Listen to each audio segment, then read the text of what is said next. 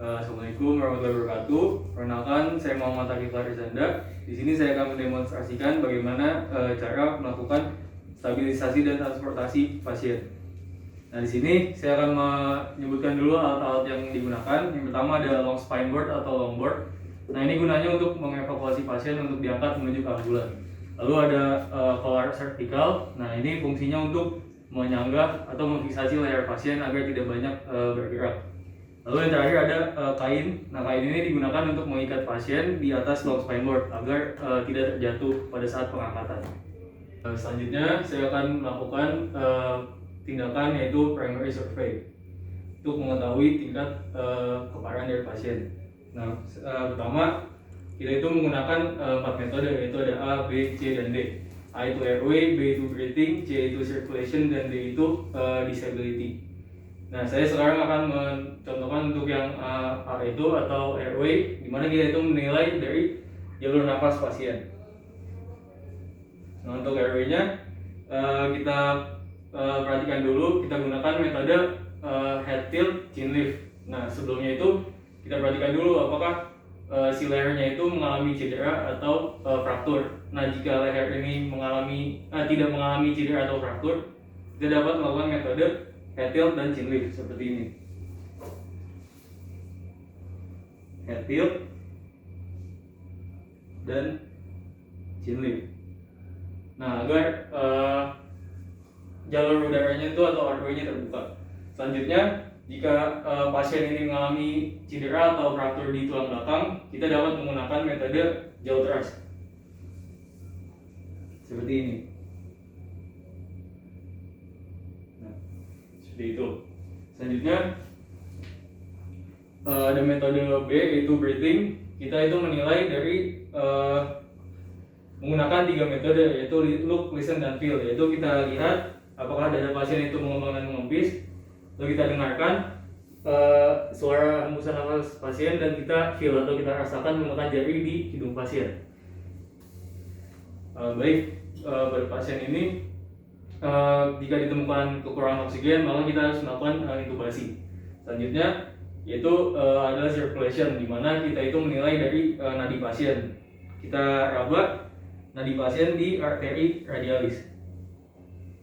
Arteri radialis pasien kita rasakan berapa jumlah nadinya.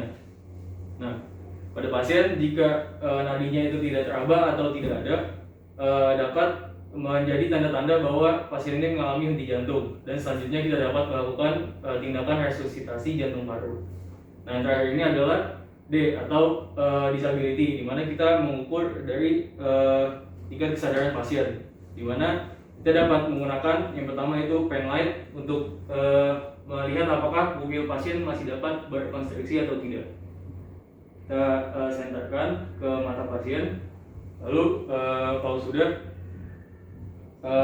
kita lakukan juga penilaian GCS, di mana terdapat 3 komponen penting penilaian yang terdapat dalam penilaian GCS, yaitu ada eye, ada verbal, sama ada motorik. Nah, eye itu kita lihat apakah mata pasien masih bisa terbuka dengan sendirinya. Nah, pada pasien di sini tidak membuka dengan sendirinya, jadi GCS-nya itu 1. Selanjutnya ada verbal, kita memberikan respon kepada pasien, yaitu dengan memanggil Pak. Nah, pada pasien tidak menunjukkan respon apapun, jadi bisa dikatakan GCS-nya 1.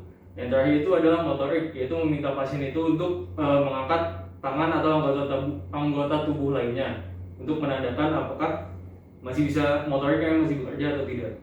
Pak, coba angkat tangannya Pak atau kakinya. Nah, pada pasien di sini tidak dapat menggerakkan tangan dan kaki maupun anggota gerak lainnya. Baik, jadi untuk GCS-nya itu nilainya 1 untuk semuanya, jadi totalnya itu GCS-nya 3. Baik, selanjutnya setelah kita melakukan primary survey tadi, kita memasangkan collar vertikal kepada pasien untuk memfiksasi dari leher pasien. Kita dapat menggunakannya dengan sendiri ataupun berdua. Di sini saya mencontohkan untuk menggunakan secara sendiri, mana kita masukkan ke bawah kepala pasien secara perlahan. Lalu kita pasangkan secara perlahan juga. Nah, kita rekatkan. Nah, kita pastikan si collar cervicalnya ini sudah terpasang dengan benar agar dapat menyanggah dari posisi leher pasien. Melakukan imobilisasi pasien menggunakan spine board. Di sini dibutuhkan 4-5 orang, di mana orang pertama itu memfiksasi pasien dan juga sekaligus sebagai komando. Lalu orang kedua itu di bagian toraks, lalu orang ketiga di bagian pelvis, dan orang keempat itu di bagian tungkai atau kaki. Dan orang terakhir itu meraba dari tulang belakang pasien, apakah terdapat fraktur atau cedera. Selanjutnya kita mulai. Sebelumnya kita lipat dulu tangan pasien ke arah dada. Nah, kalau sudah, kita minta yang penolongnya ini untuk menyilangkan tangannya di bagian posisi-posisi yang tadi disebutkan.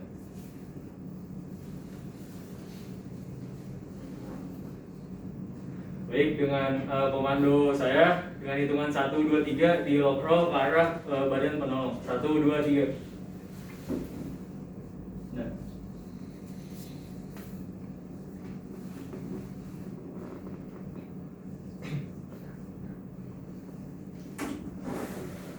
Baik, setelah selesai dinilai oleh penolong kelima, kita lakukan lock roll kembali ke arah spine board. 1, 2, 3. Baik, pasien sudah berada di posisi, kita letakkan tangan pasien di samping badan. Nah, kalau sudah, kita minta penolong 2, 3, dan 4 untuk memasangkan tali di pasien untuk memfiksasi badan pasien agar tidak bergerak pada saat diangkat menuju ambulans.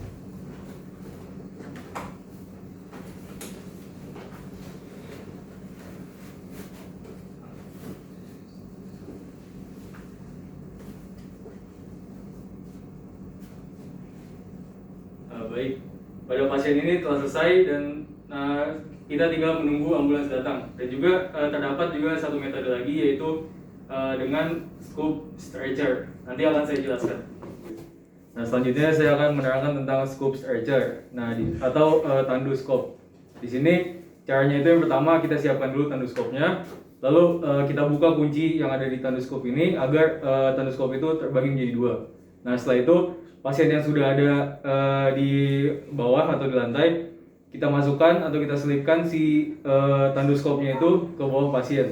Nah, kalau sudah, kita kunci kembali si tanduscope-nya tadi agar menempel lagi. Nah, lalu tanduscope itu sudah siap digunakan untuk mengangkat pasien.